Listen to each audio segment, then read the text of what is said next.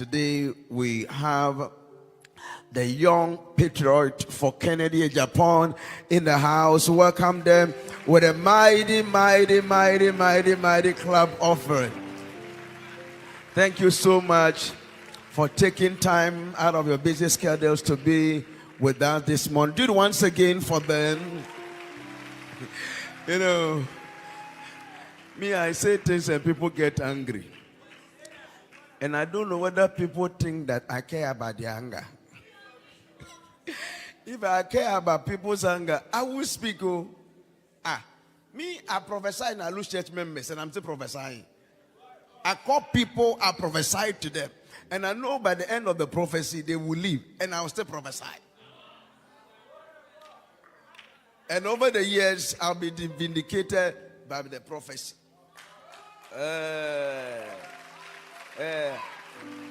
So, you know, I told you on Friday that I'm writing a book that is titled From Where I Sit. Prophetic Perspective into the 2028 elections, now and beyond. And yesterday, I just dropped just a little out of the book. And people are worried. And the truth will always stand, though. And somebody said, oh, Ebanad is looking for money. My brother, it is true. You are not wrong. I'm looking for money. I'm looking for money. But you see, the truth of the matter is, I don't do what I do because of money. If you have the number of Laurent Gbagbo or his family members, you can tell them when I prophesied that the mother will release, what did they do for me? When I prophesied that Gbagbo himself will come back, what did they do? It's not from money. It is what I see. And I can't keep quiet about it. If you know the Gamanche, go and ask the Gamanche any day that when I prophesy he will become. And he came to visit me and he has become Gaman. Even if I've given you 1 Ghana cedis, it's not about money. I hear what I'm saying.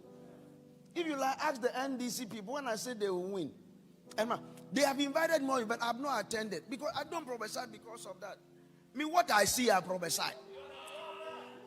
And I'll be prophesying about what I see. Well, next week I'm even releasing.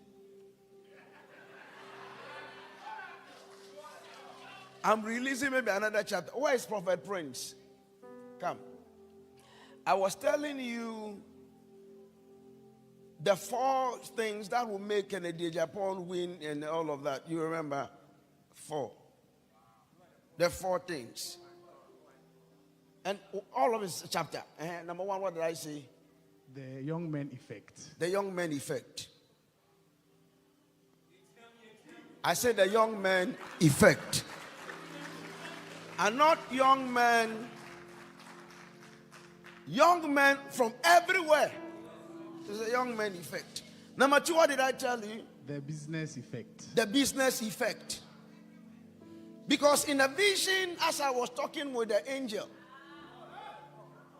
showed me some things. Are you with me or you're angry? And the Lord showed me, as the angel spoke to me, that people will begin to analyze. And they will say, this one became the first president in the 4th Republic. Before he became, what businesses has he built? And how many people did he employ before he became president? And they will go to second one, they will ask. And they will ask every one of them, what have they built? And they will say, this one want to be president, this one want to be president, this one want to be president. What business have they built? How many people have they employed? Well, I will leave it for now. Number 3, what did I tell you? The compelling campaign effect. The compelling vision and campaign effect. The manifesto of Kennedy Agyapong is going to be so compelling. And we have never seen a compelling manifesto strategy like what I'm seeing. It's in the book. And number 4, what did I say? The division in the other part. I said the division effect. There is a division coming. I told some this December, but you see, when we talk, they say, you insult me. You think I care about your insult? When before I said, hey, what all is this? Anything that can want to torment a man of God, live beyond an insect. It becomes an animal.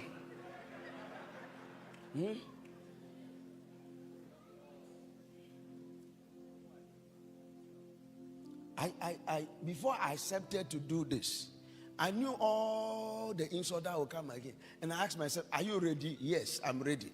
So everything negative here people say about me, it is true. Don't go and fight again. It is true. I've agreed. It is true. What again? You say you will say, I have said it. What again do you have to say? But the visions we see, we'll share it. So I know you have come because of what I said. It's good you have come. Next time when I say what you don't like to come. Oh, what do you think? Yeah, so next week the book will be out. And I'm not selling it. It's not for sale. Are you with me? So it is like, oh, the guy is looking for money. That no, it's for free. I'll print it for free. Read it and check all that the Lord will say, what will happen to Ghana in the future and all of that, and watch it. I mean, I saw the angel. The angel spoke to me.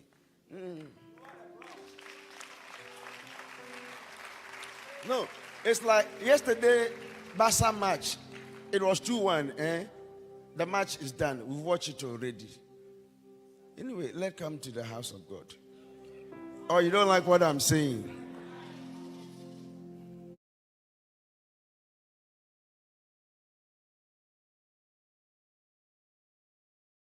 I'm 2.5 hours drive away from Accra, and I'm in Asindopim. And this is the Kensville Mansion. It belongs to Honorable Ken Ohene Agyapong, who is a member of parliament, a businessman, a philanthropist, and a very interesting character, full of inspiration from the younger generation. Well, what I'm going to do today is just to have a free-flowing chat with him as usual on Autograph. You come with me.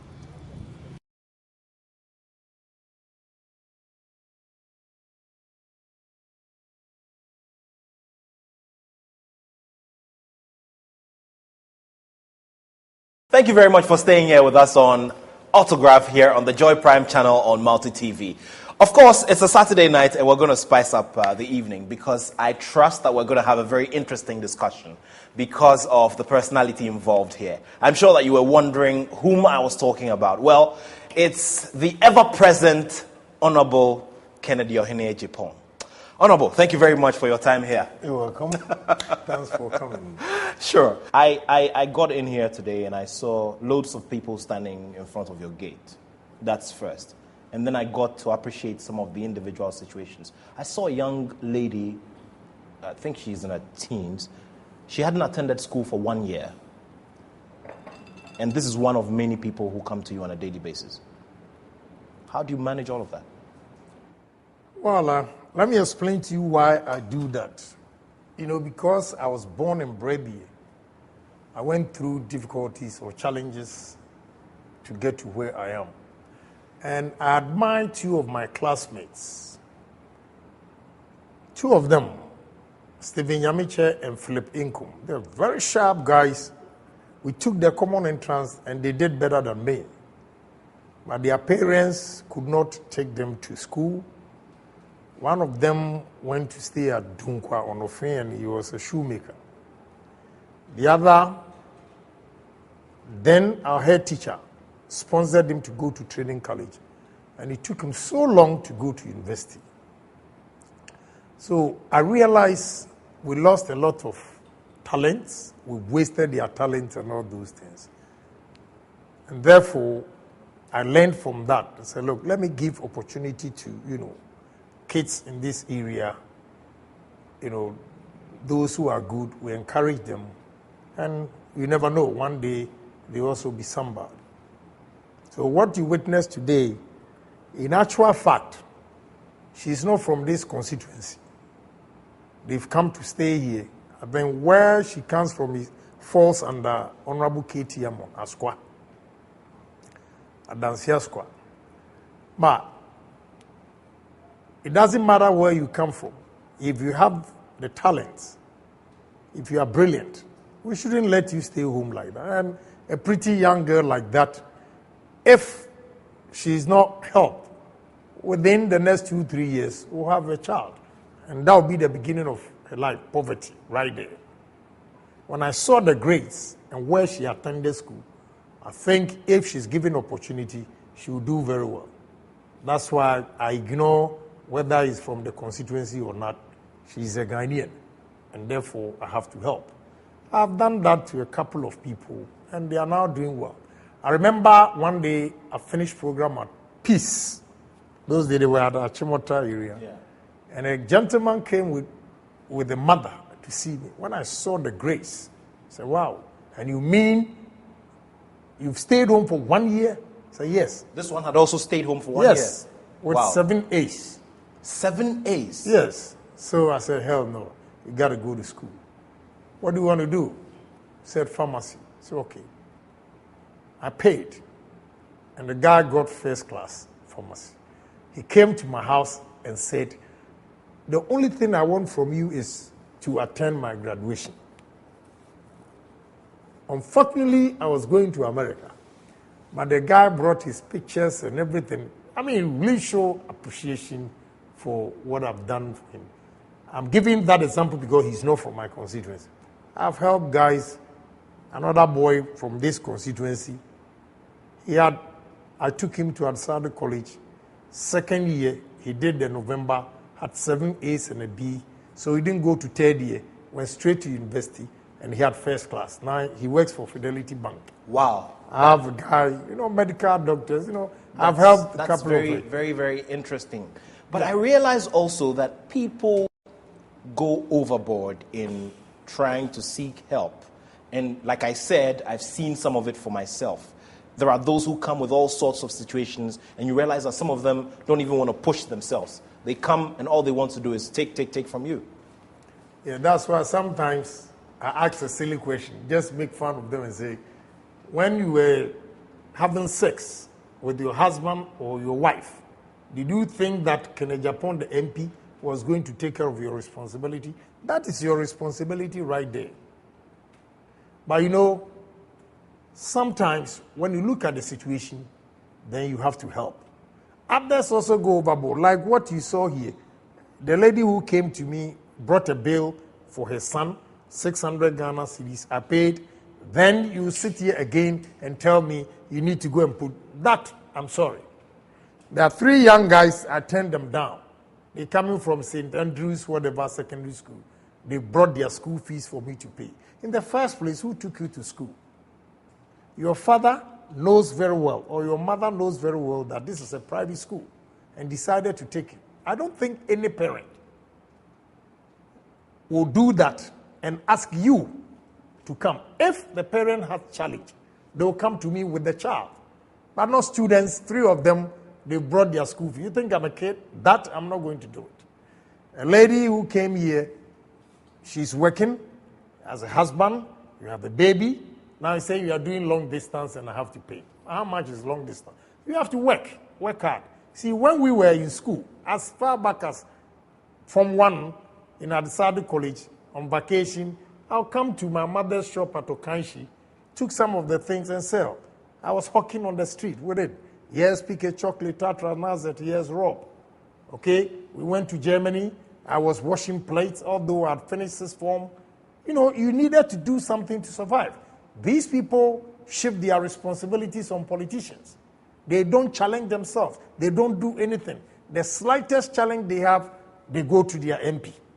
You see, by helping you, that instantly doesn't mean I'm doing you a favor or I'm doing you good for the future. No. I have to sometimes tell them the truth. That look, it doesn't come easy. I was driving taxi in America. I work at gas station. I work at bakery. I went to university at the age of 33. It has not been simple and easy like that. I don't know what has become of Ghanaians that, everything they are going to their MP. That's why I didn't want to go again, honestly. Wow. You don't want to go stand in your constituency anymore? I'm tired, Honestly, why? I'm tired. Why? But why? I'm a human being with this pressure. You have these guys who came, ambulance service. They have a genuine case. They've appealed to Ministry of Health for ties for their ambulance. They don't have it.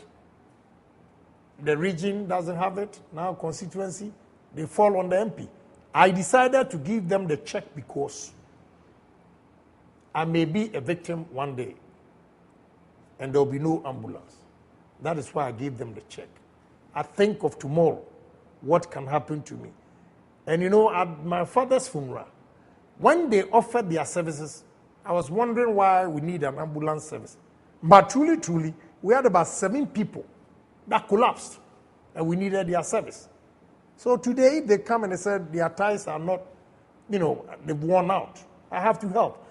I did not give my company check and gave my personal check to them because here, the way they do politics, whatever I do, even out of my own pocket, NDC will go and sit there and say that I use common fund, I use this. That is why I gave them my personal check.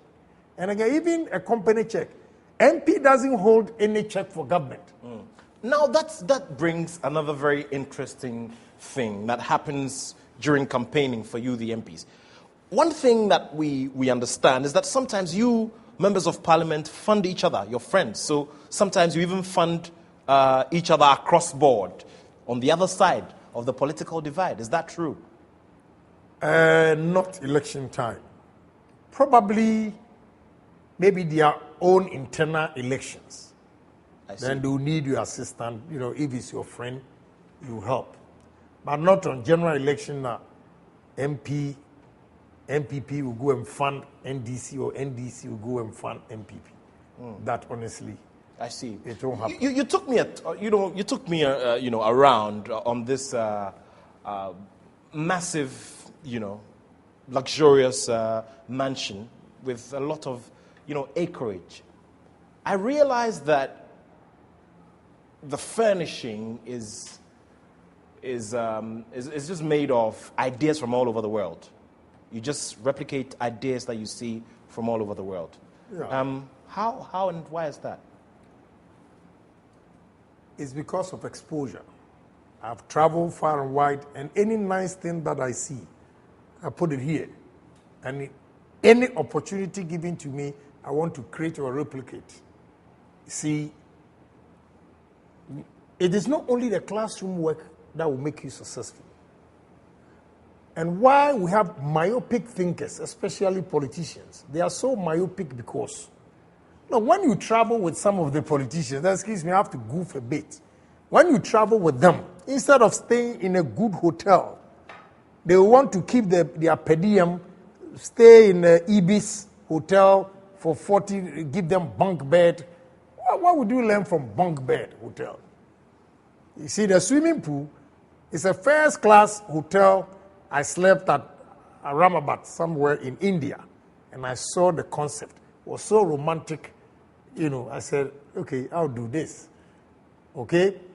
I've been to Dubai, I've been to South Africa, England, US.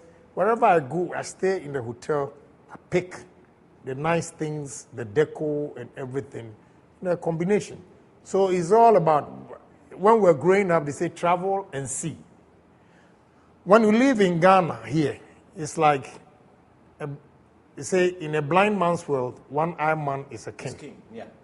But when you go out there, when everybody has 2 eyes to see what you are seeing, then, I have a book about Dubai, the king. It was just a fishing harbor, Dubai. And the whole Emirates is, only Dubai does not have oil.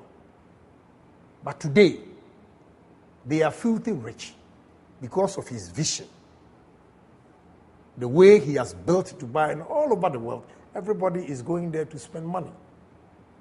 You're sitting here on this very massive property, and within here we've got 30 plus rooms and counting, and you're looking forward to doing other things across, here.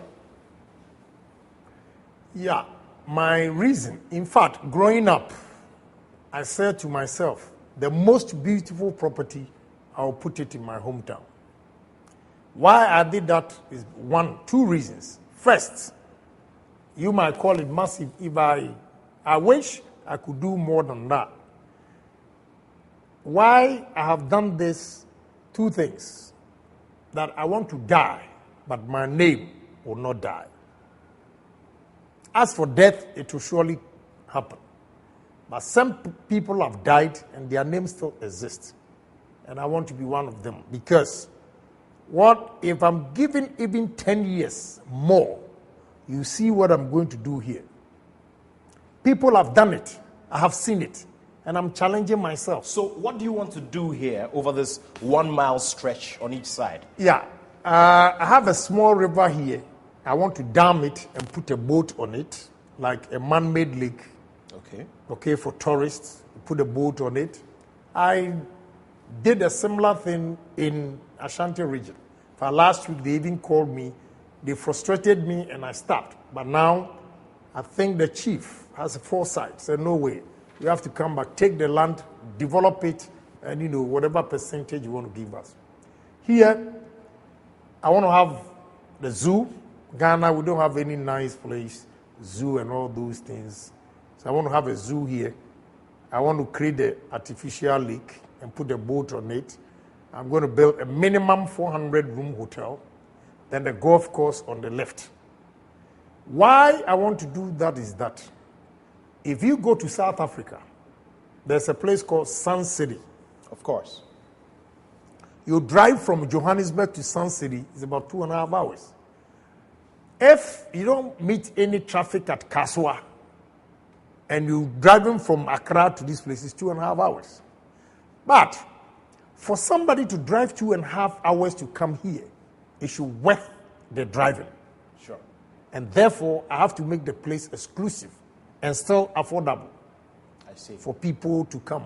I see. So we're going to have a golf course here. Maybe after my death, my children will take over. They'll have their tournament here. Yeah, and they'll drive all the way to my village. If I'm able to do that, my name will linger on for a very long time. And that surely is going to create a lot of employment around here. Yeah, employment. Now, and talk about all of these dreams and all of that. What kind of, mentality did you have as a child who had not the best of circumstances, who did not have a smooth, Let me give you a funny story.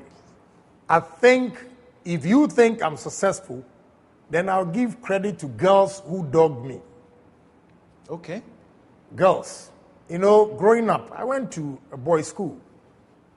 But one day, went to vacation classes at West Africa. That's mixed school. Everybody coming in. And West Africa Secondary School in Addo, right. In Accra. Right. All Vacation right. classes. And I remember we're in Form 4, we were now being introduced to economics. I see. And I remember the man's name, the teacher is called Mensa. He asked, what is opportunity cost? And about 200 and something students, nobody could define opportunity cost. When I defined it, he asked a question, what school? And I said, at the Sado College. And he said, no wonder. I got a lot of girls, I see. And one of them came to my house. When she came, my stepfather was a border guard, whatever. And if you've read No Longer at Ease, Chinua Achebe, he described the first time he bought a seat. He said, me and my wife. Okay. That's what my stepfather had at home. Unfortunately for me, one of the legs of the chairs was broken. And you didn't know? We put it there, but I forgot. The lady came, she sat on it and fell, and she was exposed. Okay. She felt maybe, those days, thought maybe I was setting her up.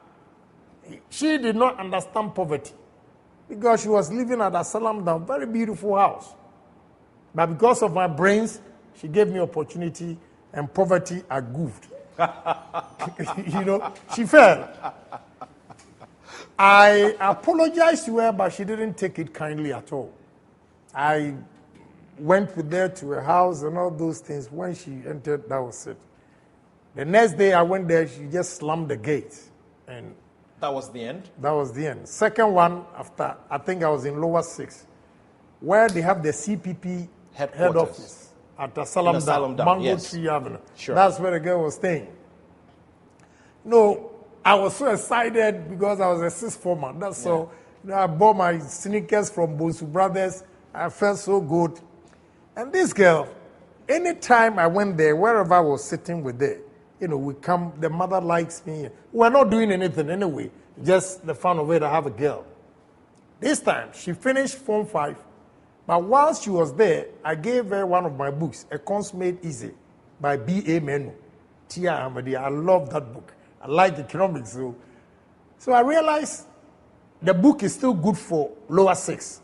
So when she finished Accra High, I was going there to collect it. I got there was such a gorgeous guy sitting there with the girl. She did not even get up. So I just walked past them, went to the mother and the siblings. We were talking about 1 hour. She would not even talk to me. So I sent the sister to go and tell her, I need that book. She sent the sister back to go and check her trunk if she would find it. The girl couldn't find it. I said, okay, I'm leaving. So I will mention the girl, the sister likes me a lot, so she was so embarrassed. So on my way, she escorted me and all the way to bus stop. I was staying at Silver Cup area. In Kokomlemle. In Kokomlemle. Yeah. Then I told the sister, tell your sister that one day I will be somebody. I was there packing my things to go to school the next day. Then the girl came. What did you tell my sister? Those days, they were now building Jolu. Say, you need to see that guy's house. The father, when you enter their house, they have a full carpet. They call it wall-to-wall carpet. I did not even understand what is wall-to-wall carpet. She talked. I said, Janet, I'm telling you, one day I'll be somebody. Third one. In upper 6, there's a girl, in fact, she came about 4 weeks ago. She's an accountant in England. This girl, and all this while we're not doing anything, just my girl. We were taking African traditional religion, West African traditional religion. Then they call me professor. My RS master calls me professor. So the first exam was New Testament, paper 1. When we did it, in the night before, I learned so that I think exams time I get headache and I'll be teaching my classmates. Okay. I'll take the board, I'll do the past questions and Sure. So group were there and all the questions we treated that night dropped. 12 questions. I could answer all of them. So the RS master came in there. The guy answered only 2 questions and did this. Slept. Said, how? The master came and said, professor, your girlfriend is sleeping. So we finished the paper 1. Then paper 2, honestly, in Winneba Secondary School, the Form 5 and upper 6, they opened the classrooms. Fortunately for her, that day we were doing the paper 2. There was a Form 5 guy who did not have any paper. So I went to sit behind the girl and I started teaching them. So I'll quote, go nowhere among the Gentiles, go to the lordship of the house of Israel. That is peculiaristic aspect of Martin. No, saying all these things, then I drew the attention of all the students who were doing the paper. You know what happened to me? When they said stop work, I had treated only 2 of my questions. That's how come, because I did November and had B, and still I had B because of that girl. And you were teaching her. Yes. That's wrong. And that's wrong. Yeah, it's wrong. That is why I'm telling you a story. So when they said stop work, I panicked and I released as if I was making love to a woman. I swear to God.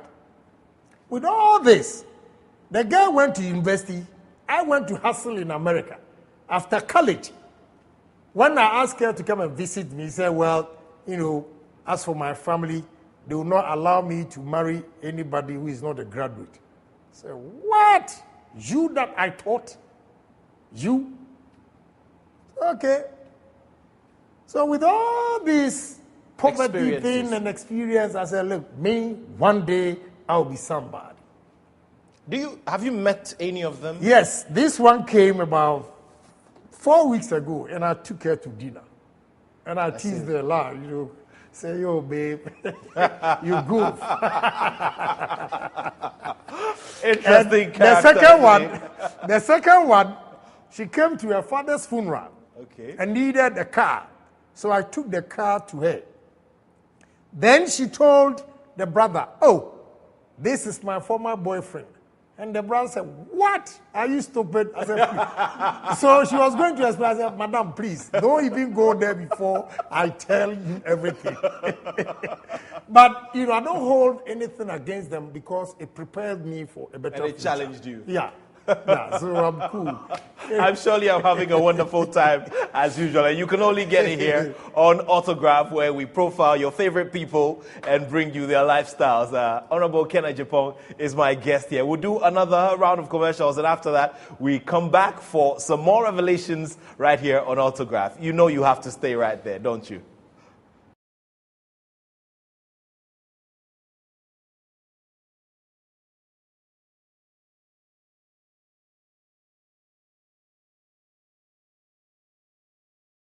Thank you for staying with me here on Autograph. And of course, once again, my guest is Honorable Ken Agyapong. And he's a businessman, philanthropist, and a politician as well. And a father of many, I must add that. What do you say to those who describe you as a braggart? Well, it's all because, I would say with all due respect, some of them are not that exposed, and they have not seen certain things human beings have done elsewhere in the world. So when you're talking about it, they think you are bragging, and I don't blame them because of our culture. I mean, our system do not encourage, especially the young ones, to come out. Sure. Because growing up, when early people are having conversation, and you, a young boy, goes there, they'll ask you to go back, Yeah. It doesn't encourage them to be confident.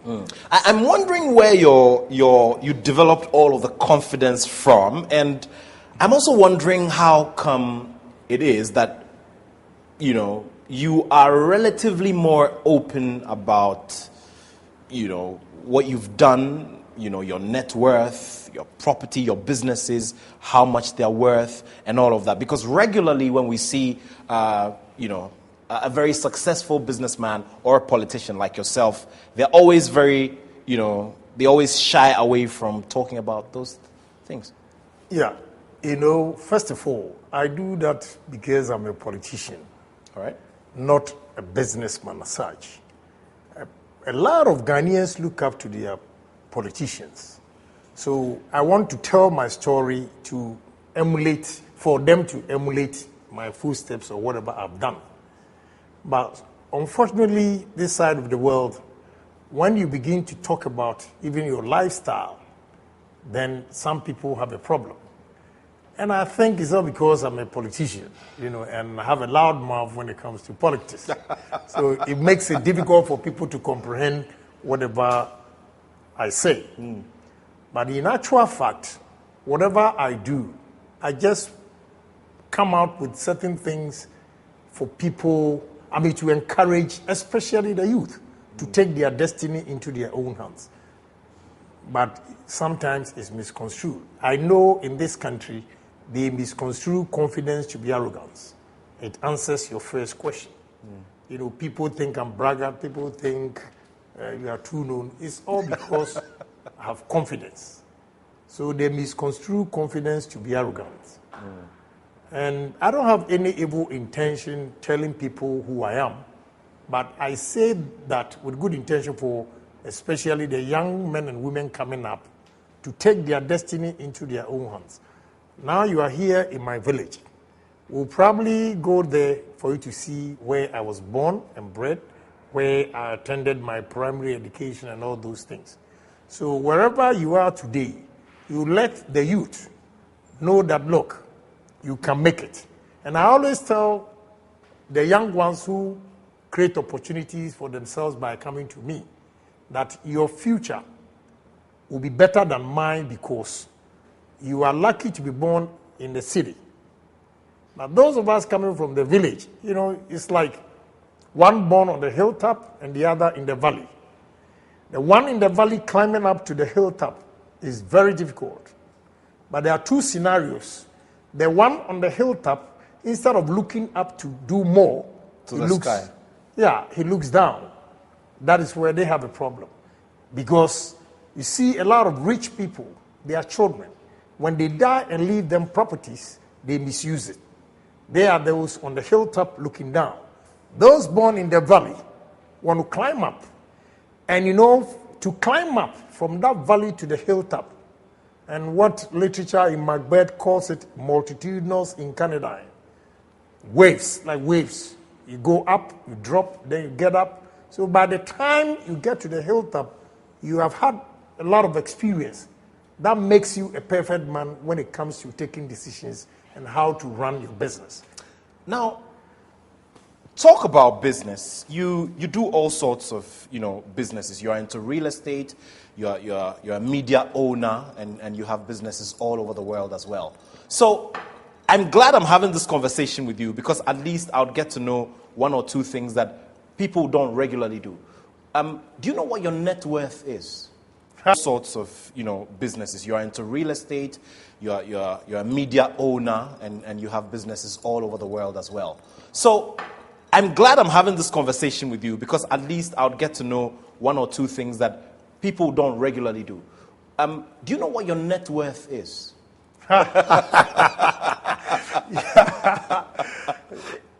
My daughter, after first degree, I asked her to come and work for me for about a year before she goes back to do her master's. And she said, I want to work at the senator's office. I asked, which senator? And he said, New York senator, the black guy. What's his name? I've forgotten. Okay. Then he was talking plenty. So I said, look, girl, I sit in Africa and send $52,000 a year to pay your school fees. You are going to work for this senator or a mayor. Do you know how much they're worth? And I can assure you, with the exception of Bloomberg, I think I'm richer than any politician in America. So check. So I asked her to Google. And when he saw the figures, I just told her, you see the problem you have? I don't think that senator... Okay, so you pay $52,000 for her alone? Yeah, school fees, yes. I see. I see. So I just said that to her, And the brother, I also encouraged him to come. So how much? How much are we looking at? No, I'll not tell you. First, I would have done that easily. But from that 108 properties that I mentioned and the comments they make, with all due respect, let me reserve that. We'll get into that later on. Okay. But you mentioned children. You've got 13 children. Yeah. 13 of them. Yeah. Okay. Did you plan to have 13 children, or I planned to have more, but now school fees is too much for me. So I see. How come? I love kids. How does school fees become too much for you, who's very successful and You see, why it is too much is that with all these kids, whether they are madam kids or I fooled around and made them, they are all equal kids to me, that I have to give every child equal opportunity. And that equal opportunity is not easy. I sit here. This year, 2 girls are going to university. One has not decided which of the schools she's going to go. She has a lot of admissions. One has settled on Maryland. There's one already in Southern California Institute of Architecture. The one doing the master's in Columbia. So this year alone, the university, I'll pay not less than $230,000 on their school fees. What happens is that if the child, the Social Security in the American system, when they punch the father's Social Security, right there, they are disqualified for everything. I see. Yeah. So they're not able to do any scholarships or anything? Well, scholarship, one of them has scholarship to go to Pittsburgh. Okay. Full scholarship to do neurosurgery. Okay. Yeah, he wants to be a neurosurgeon, so she's going to do neuroscience. Okay. But she has other better schools than, Pittsburgh. Yeah. And she didn't get the scholarship. And the school fees alone is $61,000. That's a choice. I have to do it. I Okay? see. So you see, All like right. that. Then comes to those in the high schools, ranging, I would say, averagely $16,000 each a year. You know, it's not easy.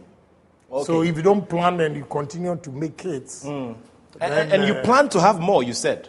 no, I said I wanted to have more kids, but now So after number 13, that's all. I think I'll stop Okay. here. How old is the oldest child? June 22nd, he'll be 26. 26. How old is the youngest? 5. Okay. No, the youngest is September, she'll be 2. Okay. You know what? You are one of the very, honest, husbands that I've come across, I must admit. You said that some of them came by Madame and some of them came by your fooling around. Right. I'm very interested in that. What does that mean when you say you fooled around? What it means is that all the kids are not from my wife. Okay. As simple as that. And you had them while you were with her? My son and my daughter in the Colombia, no. But, some of them, yes. Yeah. Okay, so what is that thing with you and, the opposite sex, the ladies? Is it that you have too much charm that they can't resist you, or it's just you and your nature?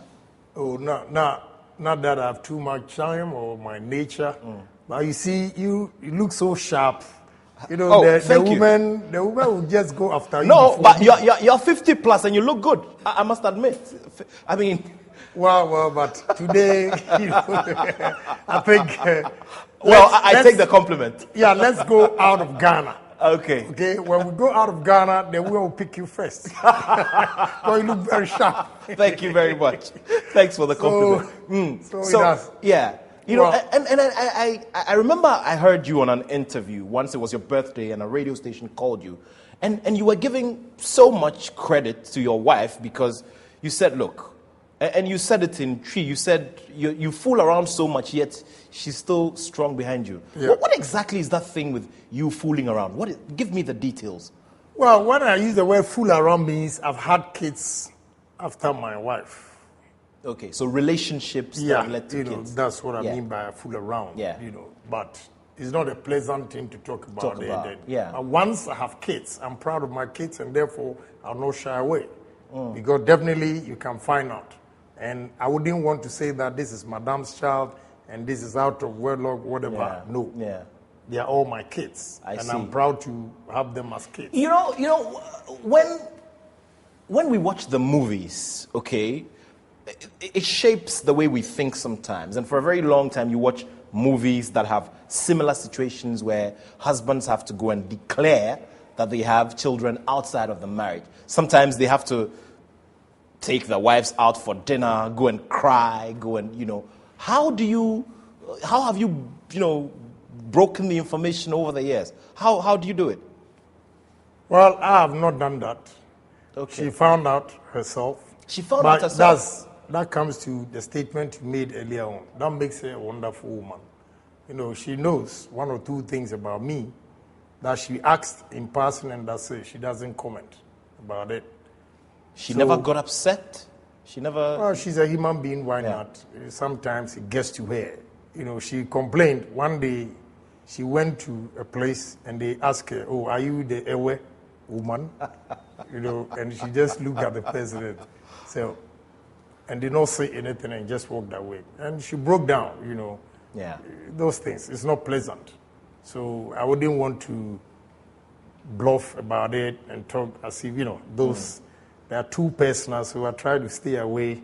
But you are asking me, and I'm answering just because I'm a politician. If not, I will not discuss my personal, relationship with you and all those things. But it's never been pleasant.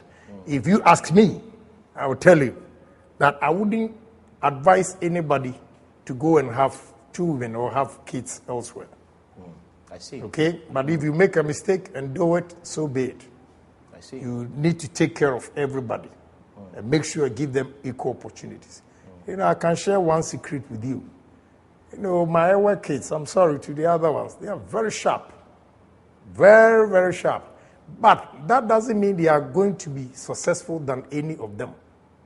I see. The classroom work will not determine your success. It's the individuals, the way you perceive life, your ambition, the foresight, the dreams, and all those things. But I sit back and say that if I have not had them, when you see their records, wow, you marvel. Okay? You mean academic records? Yes, you marvel. Aside the academic records, do you see any of them having any special talents, doing any extracurricular stuff in school and all of that? Yeah, all of them. The one at Lincoln. Yeah. Not surprised. She started playing football. A girl. Oh, I see. A girl, and I said, wow. All of them have extracurricular activities, especially in America, the way they train them. But there's two of them, they have special talents. The one at Southern California Institute of Architecture, a girl, she will just sit here and just draw a piece of you and you'll be surprised. I see. The other one, she's not an engineer, she's not an IT, a girl. Anything in the house, in terms of gadgets, she will just come and fix it for you. You buy your laptop, she'll fix it, your phone, you need this, everything. But she's just about 15 years. She's not done anything, but she can just do that. So I want to encourage her. I said, look, you can be an IT girl. That's how I explore their talents and help them. Some of them, these two, they are all going to pre-med. One is going to be a dentist. One is going to be a neurosurgeon. The two coming, they all want to do business. Next year, there's another two. They all want to go to business school.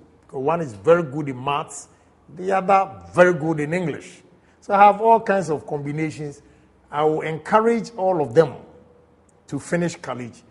Then I'll tap their talents and then promote them wherever they want to do it all. Let me have an idea of what the regular day is like for Kennedy Ohene Agyapong, somebody who is a father of 13, has to coordinate all of them from all over the world, irrespective of where they are, coordinating your businesses all over the world as well, and moving all over the place and attending to responsibilities as a politician. Today is 29th March. Today is one of my daughter's birthday, Yvonne. So I called about 3 hours ago to wish her, happy birthday. Of course, I've sent the money, whatever she's going to. I asked her, what are you going to do? Everybody said, well, I'm taking my sisters and my mother out to dinner. I said, okay, you received the money, yes. My daily activities, it depends on my schedule. Sometimes I have to visit a business before I go to Parliament. Okay, so the first 2 hours, 7 to 9. What time do you wake up? Wake up, to be honest with you, I wake up around 4 and start thinking. Thinking about what? People always wonder if I'm scared of something. I am not scared of any human being and what he can do to me. But I'm scared of the unknown future. I see. That's where my fear is. As for today, I'm here with it. I confront it as it is. But tomorrow that I don't know is where my fear is. Therefore, I have to make sure I have invested wisely. I have enough properties. I have cash in my account to face tomorrow. Because you never know what will happen tomorrow. And in terms of investment and the cash, you've secured yourself for, if God gives you the next, 40 years? 50 years? But that is not enough. Okay. You were here this morning and you have experienced something, the way other people come to me for assistance. Yeah. If I should say that this house belongs to me and I'm content, then I'm being selfish. Because I'm not thinking of others. See this finger here? Which of them? They are not the same. Okay, all of them. Good. So definitely you will get people who will be on the lower level who will seek assistance from you. So all these things, I think about it. When you wake up at dawn? Yes. Thinking of, especially when I get panic is, last month I had quite a substantial amount in my account, but I could invest only $160,000 because of bills. Then I started panicking. because I'm not used to it, that I see the money in my account and I can't invest it. This is where my fear is. So I wake up in the morning, by 6, I have headache, because I think I'm not using my money properly. Then upon second thought, I said, well, not because I'm not using the money properly, but because of the situation we find ourselves in. I mean, my bills have tripled, and I get panic. So every morning, 4 o'clock, I'll revisit all I did yesterday to find out what I did right and what I did not do well, or what I did wrong. Then start afresh the next morning with it. I see. So the only time I get relief is after thinking so much, I just go on the treadmill or do exercise and I get relief. Before How much exercise do you do every morning? Of late, I've been lazy. Okay. But if I'm doing it on the treadmill, I make sure I burn 625 calories and it takes me 70 minutes. Okay. At 3.7 kilometers an hour. I see. Then I burn 625 calories. But for the past 3 months, look at me. I've bloated because I've been lazy. And sometimes, I get tired. But I'll discipline myself. All right. I like that bit. I'm very interested in the bit about your philanthropy and all of that. I've seen some of it for myself. And honestly, at a point, I was even almost moved to tears when I saw one of the situations. We'll talk about a bit of that as well. And you're still here on Autograph on the Joy Prime channel on Multi TV. You stay right there. I'm sharing the good company of Honorable Ken Agyapong. And of course, there's still so much to talk about. We'll be talking some more about him away from everything that we know him for regularly. We're here in his plush residence in his hometown. And we'll be talking some more about the concepts, his other concepts about business and about developing other concepts for his community back in his hometown. Stay right there.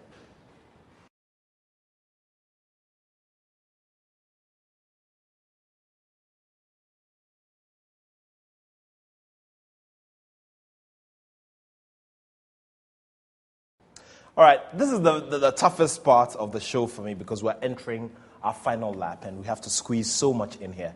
But well, let's try our best and see what we can get. Well, Honorable, you mentioned a whole lot of things about, what you are scared of and all of that. What's your faith? My faith, I believe in God, but I don't believe in the so-called pastors. So you're not Christian? I am a Christian. Okay. Anybody who thinks there's no God, personally, I think the person is a fool. Okay. Any form of religion, so long as you have a superior being that you worship, I don't have a problem.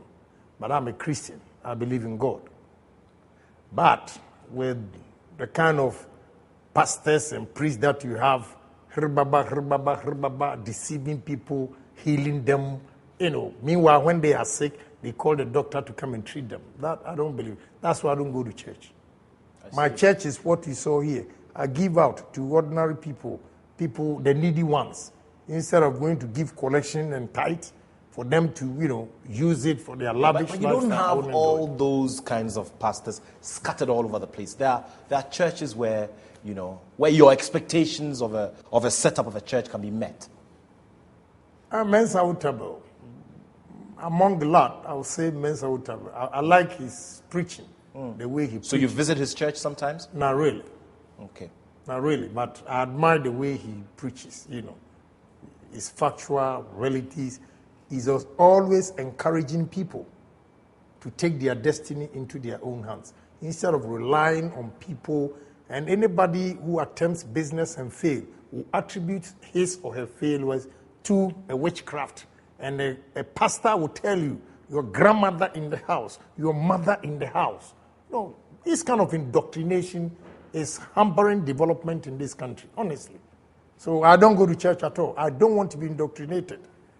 I have done BK, RS theology. So I know my God. I don't want you to come and tell me what to do. So I don't go. I am a pure Methodist, but for some reason I've even forgotten about them because of late they are also behaving like the spiritual churches, they don't speak the truth. So I've just stopped. I'm on my own. I pray to God. I see. And he says, where 2 or 3 are gathered in my name, I'm there. Here, God is here. Right now, because we are more than 3. As simple as that. You mentioned the want to travel around the world. One of the reasons why you didn't go the full scale with your education. So are you satisfied with where you've been around the world now? You know, so far, first, I was not. But now when I look at the people I employ, what they do, and sometimes the way they think, I say, oh, gee, I'm too smart. Because I did not finish Fordham University. I have PhDs working for me, masters, first degree, whatever. But when we sit down, some of them do not convince me that they have PhD. Okay, so I have not regretted at all. I see. Not at all. First I was, but now I think I'm okay. And I have to thank God for whatever, brings. And I have common sense. You see, common sense is more than dedication.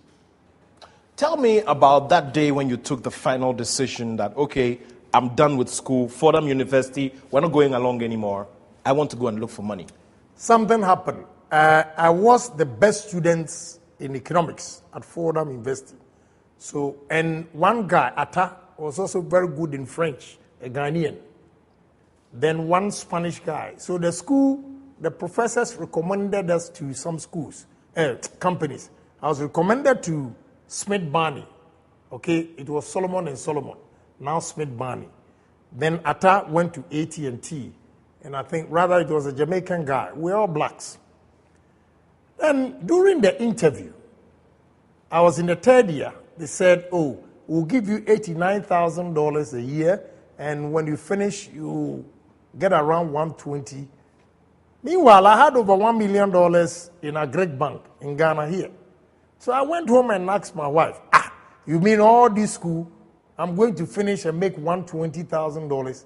Then I might as well go and use my money and double it. In fact, my wife was disappointed. She wanted me to finish because when she looked at the GPA and the professors loved me because I was mature anyway. Not that I'm sharp, but because I was a mature student, I knew what I was about. So I concentrated, and America, if you are good, they will encourage you. So when I dropped, the dean and my economic professor, they were so disappointed. So I told my wife that, look, I will make it up for you to see. I will not let this money go waste. I will make it up. And I've done exactly that. I see. So no regrets with education. You're fine with that. You don't want to go to church because you think that you do your good and practice some of the principles of because I take 2 of the 10 commandments. 1, say, love thy God that created you. And the second one, if you are able to follow it, it covers the rest. That is, love your neighbor as yourself. If you love your neighbor, you will not kill him. As yourself, you not kill him. If you love your neighbor as yourself, you not go and steal. It covers the rest of the 10 commandments. So I picked 2. Love that God that created you, and love your neighbor as yourself. And I move on with it. Talk about yourself. We were talking about looks earlier. I like your look. I think you look good for a 50-plus, young man. Instead of telling me to go to gym, you are just discouraging me, telling me that, look at my stomach now. Go back to the gym then. Go back to the gym. That's a good one. You see, I just want to, if 55, I'll look like you, then I can say it. But thank you anyway for the compliment. Sure. But talk about looks. I realize you have some gold studs on your teeth. Is it part of the look? No. When I was, I think, 1968, 8 years, I was knocked down by a car, and I got 2 of the teeth out. I see. So growing up, when I was going to fix it, the dentist, he asked me, a silver or gold, and I chose gold. How expensive was it back then to do that? Well, dentistry and the dentist, you pay a lot, but I've forgotten. I don't think that time it was more than $3,000. I would not want to exaggerate that, no. I see. But Did you do that here in Ghana or? No, America. I see. And did you get any comments from anybody? And let me tell you, you see this and that. Yeah. I have a style, and the style probably is not good for me. I've stopped. You think it's the style here. I used to use my teeth to open sardine. I see. And crack. As you went along, yeah, all cracked. this, they are gold. Look here, yeah, they are gold. But this, I was trying my macho style, and it cracked. Wow. So it's not a style that I deliberately left it. I see. Yeah. I see. So you decided to choose gold. Yeah, because I can use my teeth like this and open a sardine. I can use my finger and break sugar cane. I can fix it like the bam, break the coconut. Did you do any martial art or something? Yeah, I was a karatist in school. Okay. What level did you get to? Black. You're a black belt. I see. And you didn't continue? What happened? No. I'm too old now. My brother, this time, if you go and brag, they'll beat you up. Do you sometimes get physical with people who infuriate you? I've been tamed by being a member of parliament. Okay. So back then you could do stuff like that? I was quick. I think I was being deceived. I thought I was strong. I would just kick instead of talking plenty. I see. But this time, So you were using your martial arts to, I had one bad experience. Tell me about it briefly. I beat one of my seniors in school, and the lips, the top one, came off. Yeah, came off. Wow, that's. I gave him a flying kick because he stole some. I think that guy is called Swatson. Yes, Swatson, small boy. They stole his things, and I disciplined him for him to go and bring the things. But when I gave him the flying kick, he collapsed, and everybody ran away from the room. And he was my friend too. So I tried to help him, and he said to me, "Oh, leave me to die." And that day, he said, "I will not use my again." He said, "Leave me to die." Yeah. And that day, that was it. That must have struck a lot of guilt. Yeah, I stopped karate and everything. I stopped. That was it. I see. Everybody ran away from the room. And when I tried to pick him up, he said I should leave him to die. Wow. I broke down. Is there any... You said you broke down? Yeah. Okay. I'm a human being. Okay. So you cry sometimes? Oh, of course, yes. When was the last time you cried? At my father's funeral when my sisters were crying. And all their, whatever they were saying were full of praises, So I just wept. Yeah. I'm a human being. Why not? Sometimes when, I'm a human being. The tough man breaks down. Oh, wow, you have to. Then you are not a human being. You cannot be tough everywhere without sympathizing, without showing emotions. Then you are not a human being. I'm very, very emotional. It's only my wife who can tell you. I see. And romantic as well? Very romantic. I see. My personal life is different from my political life. I see. Yeah? If you don't do that, women are very powerful. If you bring down your attitude outside to the house, they'll discipline you well. I see. They can decide not to talk to you, and you see how you feel. So you have to be a perfect gentleman at home. Then when you're outside and they criticize you, at least she knows that you're a gentleman, and she takes you back. But you, hey, in the house, you go out there, hey, outside.